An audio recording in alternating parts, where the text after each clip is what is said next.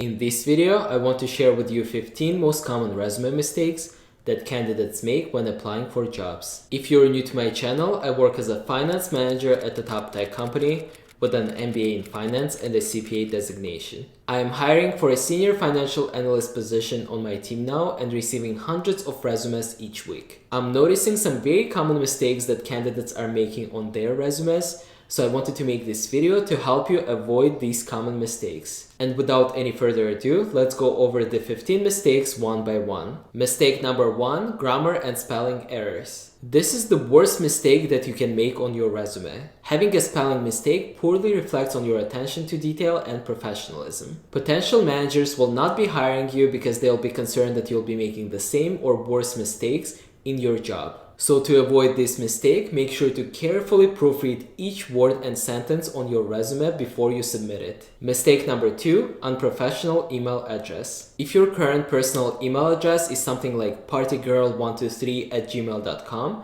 then you may want to create a new email address when applying for jobs. If you apply using your personal unprofessional email address, then recruiters and potential managers will not be taking you seriously. For a professional email address, just use a combination of your first name, last name, and maybe some numbers. For example, an email address like nancy.adams123@gmail.com would be a far better choice. Mistake number 3, including your photo. Unless you're applying for a job like modeling that requires you to show how you look, there is no need to include your photo on your resume when applying to traditional corporate jobs in the US. A resume with a photo usually looks unprofessional and childish and hurts candidates' chances to be invited to the in-person interview. So make sure not to include your photo and keep your resume clean when applying for corporate jobs. Mistake number 4, describing job duties instead of accomplishments. Avoid simply listing out the job duties in your previous jobs, as it doesn't show or highlight the actual accomplishments or impact that you had.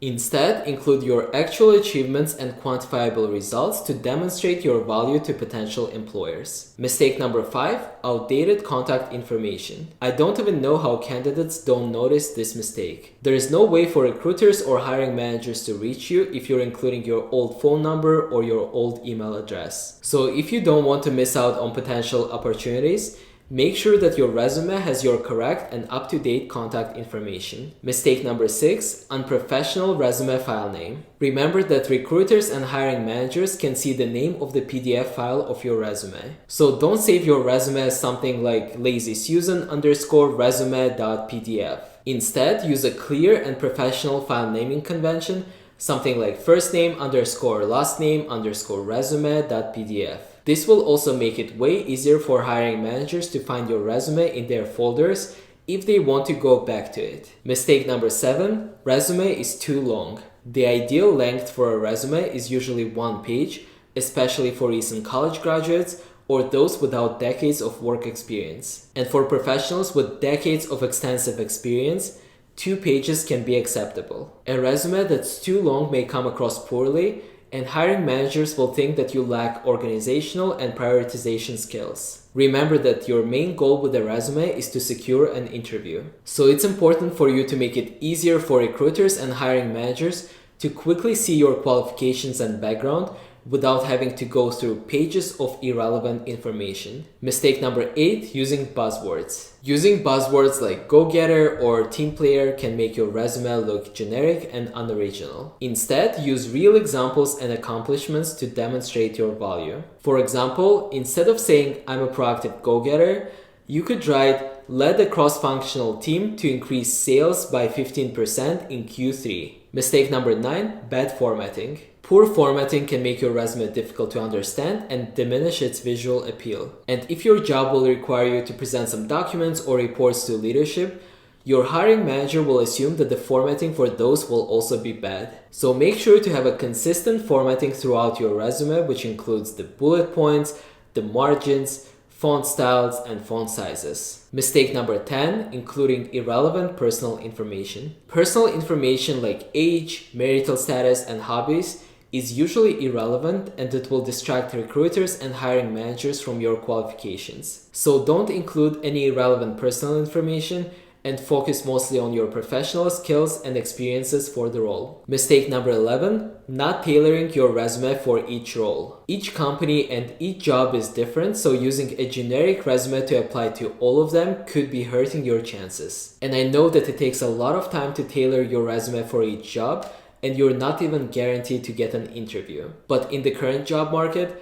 I think you'll agree that we have to do whatever we can to even slightly improve our chances of landing an interview. So my advice would be to update your resume for each job that you're truly interested in by including relevant keywords, skills, and experiences that the position is looking for. Mistake number 12, including irrelevant skills or certifications. Including irrelevant skills and certifications can confuse recruiters and hiring managers. For example, if you're applying for an accounting job, including your certification in yoga instruction is most likely irrelevant. Hiring managers want to see that you're actually good in accounting and you'll make their life easier. So focus on including certifications and skills to demonstrate that you're qualified for the job itself. Mistake number 13, including high school information. If you completed your bachelor's degree, there is no more need to include any information about your high school. If you're a college student now or a recent graduate, focus more on highlighting your experiences during college and any summer internships that you had.